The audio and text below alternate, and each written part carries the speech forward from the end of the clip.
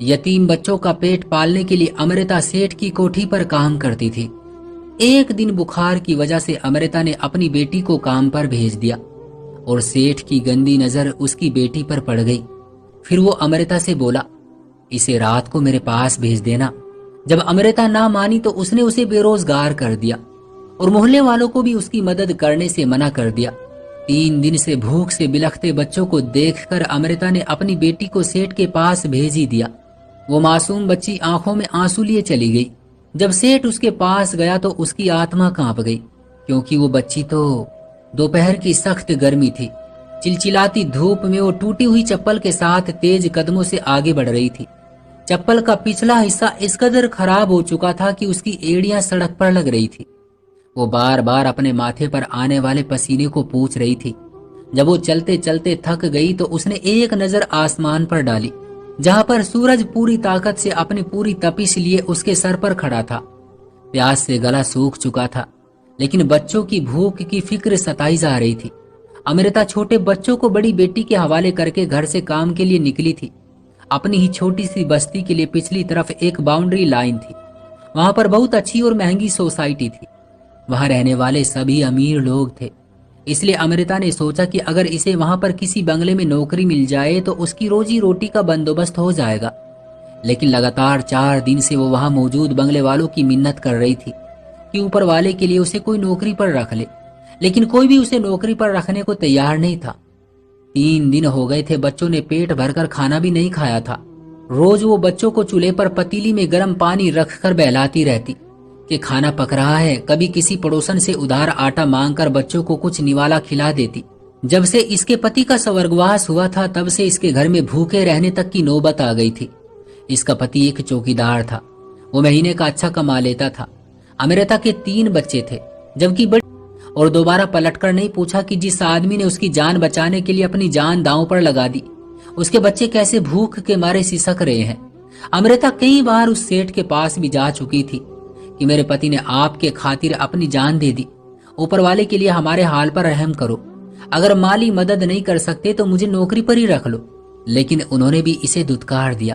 अमृता रोते हुए वहां से वापस आई थी और उसी दिन से इस नई सोसाइटी के बंगलों में रहने वाले लोगों की मिन्नतें कर रही थी कि ऊपर वाले के लिए मुझे नौकरी पर रख लो, मेरे बच्चे भूख से मर जाएंगे। तभी एक औरत ने इसे रोते धोते देखा तो वो अपने चौकीदार को आवाज देकर कहने लगी कि इस औरत को धक्के मारकर बाहर निकाल दो। उस चौकीदार ने अमृता को बाजू से पकड़ा और धक्के मारकर बंगले से बाहर निकाल दिया। उसी वक्त दूसरी कोठी के सेठ की गाड़ी उसके बंगले से बाहर निकल रही थी कि जब अमृता उस गाड़ी के साथ टकरा गई। गाड़ी के साथ टकराते ही वो जमीन पर जा गिरी थी और सड़क पर मुंह लगने की वजह से उसके चेहरे पर खरोंच आ गई थी और सर से खून बहने लगा था। वो सेठ खुद गाड़ी से नीचे उतरा और अमृता को देखकर कहने लगा कि तुम देखकर नहीं चल सकती थी, खैर ऊपर वाले का धन्यवाद करो कि सर पर चोटी लगी है। ये कहते हुए उसने जेब से बटुआ निकाला और 500 का नोट उसे थमा दिया और कहने लगा कि मरहम पट्टी करवा लेना। अमृता रो रही थी। वो आंसू साफ करके बोली, साहब मुझे 500 रुपये नहीं चाहिए, ऊपर वाले के लिए मुझे अपने घर में नौकरानी रख लो। मेरा पति मर चुका है और मेरे घर में कमाने वाला कोई नहीं है, मेरे बच्चे भूखे मर जाएंगे। सेठ ने अपना सिगार मुंह से निकाला और धुआं उसके मुंह पर उड़ाते हुए एक उतरती नजर सर से पैर तक डाली। गहरी सांवली रंगत के भरे जिस्म की औरत थी। उसे नापसंदीदा नजरों से देखा और फिर चौकीदार से कहने लगा, इस औरत को घर की सफाई के काम पर रख लो। ये सुनना था कि अमृता ने खुशी से उसका धन्यवाद करना शुरू कर दिया। वो कहने लगा, अच्छा बस बस ठीक है। फिर उसने बटुए से 2000 का नोट और निकाल दिया और कहने लगा, ये अपने घर ले जाओ, थोड़ा बहुत अपने घर में राशन डाल लो, सैलरी मैं तुम्हें महीने के आखिर में दूंगा। लेकिन एक बात याद रखना कि मुझे छुट्टी नहीं चाहिए, मैं तुम्हें एक दिन की भी छुट्टी नहीं दूंगा। अगर तुमने छुट्टी की तो समझना कि अगले दिन तुम्हारी नौकरी गई। अमृता जल्दी से मान गई। फिर उसने अपने चौकीदार से कहा कि घर में कुछ बासी खाना हो तो इस औरत को दे देना। ये कहकर वो अपनी गाड़ी में बैठकर चला गया।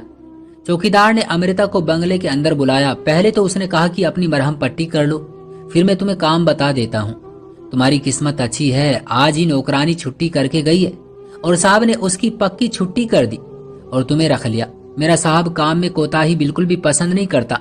चौकीदार ने उसे बहुत सख्त लहजे में ये कहा था।